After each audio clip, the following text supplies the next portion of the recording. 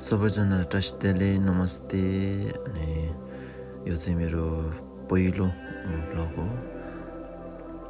अनि मेरो ब्लग खासै राम्रो त हुँदैन किनभने मलाई नेपाली खासै राम्रो बोल्न नै आउँदैन अनि अरू भाषा पनि आउँदैन, फेरि अरूबाट बनाऊ भने पनि है।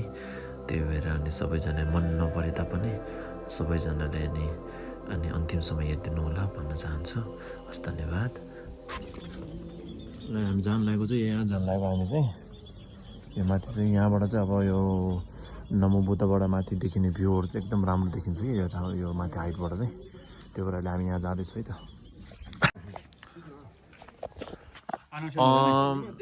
हामी चाहिँ यत्तिकै यस्तो घुम्न आएको। हामी त बस्ने चाहिँ यतै हो, तर पनि यस्तो टाइम मिलाएर हामी चाहिँ यस्तो है। अहिले हिजो अस्ति भएर पानी परेको थियो नि त, हिजो राति नै परेको थियो। अनि दिउँसो चाहिँ आज घाम लागिरहेको थियो कि, त्यही भएर अनि अहिले मौसम पनि एकदम क्लियर छ है। तपाईँहरू हेर्न सक्नुहुन्छ मौसम एकदम राम्रो छ है यताको मौसम।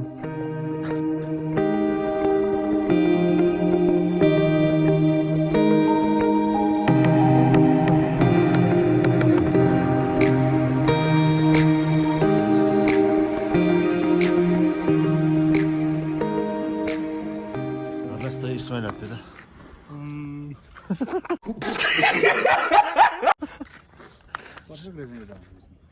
सु ब्लग दिने छ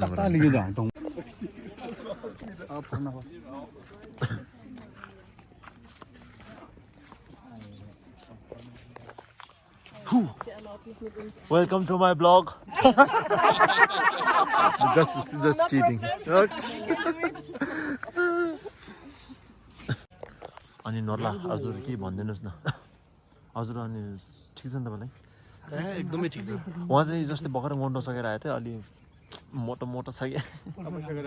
तपाईँ चाहिँ ध्यान बसेर आएको, तर ध्यान बसेको फल चाहिँ अलिक मोटाएर आएछ कि। गजब बेइज्जती है।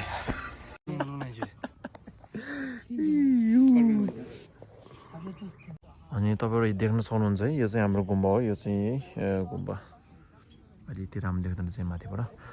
अनि यो पुरै चाहिँ अहिले खास भन्दाखेरि हिमाल देखेछ है अहिले चाहिँ। अनि बादल लागेको कारणले हिमाल चाहिँ यति देख्न नसक्दो रहेछ। अनि यता भनाइ पनि सगरमाथा पनि देख्छ भन्छ यो साइडबाट, तर देख्छ त्यति मैले पनि अहिलेसम्म देखेको छैन। तर पनि देख्छ भन्ने थियो, तर अहिलेसम्म मैले देखेको छैन। भोलि पछि एकचोटि टाइम मिलाएर यस्तो हेर्न आउनुपर्छ म पनि है त। अनि उहाँहरू चाहिँ मेरो साथीहरू नि मैले यस्तो साथीहरूलाई बोकेर लिएर आएको थिएँ मैले। अरे कहना क्या चाहते हो?